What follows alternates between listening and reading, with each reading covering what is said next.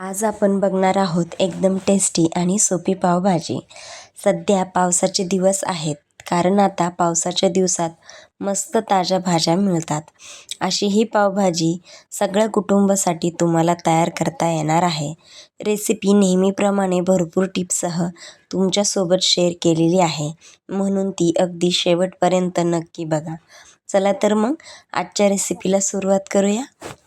तर आज आपण 4 ते 5 जणांना पुरेल अशी पावभाजी तयार करणार आहोत.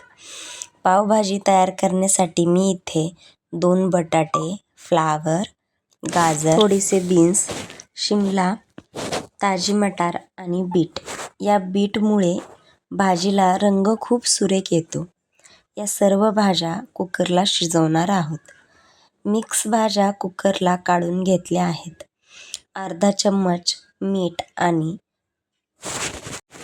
1 पळी कच्चं तेल घालायचं.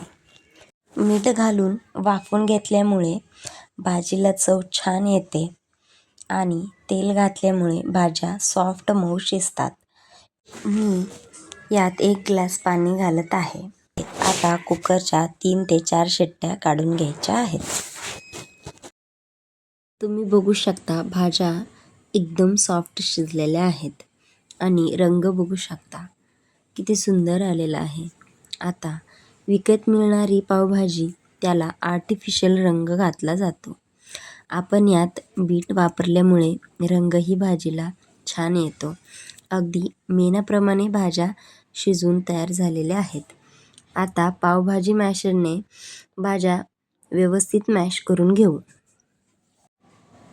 आता पावभाजीला फोडणी देण्यासाठी गॅसवरती 1 कढई ठेवली आहे. त्यात 1 पळी तेल घातलेलं आहे आणि थोडंसं आपण तिथे बटर घालणार आहोत. आता बटर तेलामध्ये विरघळलं की त्यात आपण 2 मध्यम आकाराचे कांदे अगदी बारीक चिरून घेतला आहे. कांदा आपल्याला गुलाबी रंगावर परतून घ्यायचा आहे. आता त्यात 1 चम्मच आलं लसूण पेस्ट घालून आणि 1-2 मिनिटभर परतून घेऊ. आता यामध्ये आपण 2 टोमॅटो घालून घेऊ. यानंतर यात चवीपुरते मीठ घालू. याला 2 ते 3 मिनिट व्यवस्थित परतून घेऊ आणि त्यात 1 चम्मच काश्मीरी मिरची पावडर, 1 चम्मच लाल तिखट आणि 1 चम्मच पावभाजी मसाला घालून मिक्स करून घेऊ.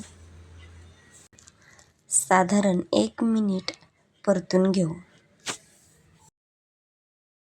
आता मस्त शिजवून घेतलेल्या भाज्या यात घालून घेऊ. आता भाज्या व्यवस्थित मिक्स करून घेऊया आणि 5 ते 7 मिनिट यांना छान शिजवून घेऊ आणि शेवटी लिंबू घालून घेऊ. याने भाजीला चव खूप छान येते. आहा, मस्तच. आणि व्हिडिओ आवडल्यास लाईक, सबस्क्राईब आणि बाजूची बेल घंटा नक्की क्लिक करा.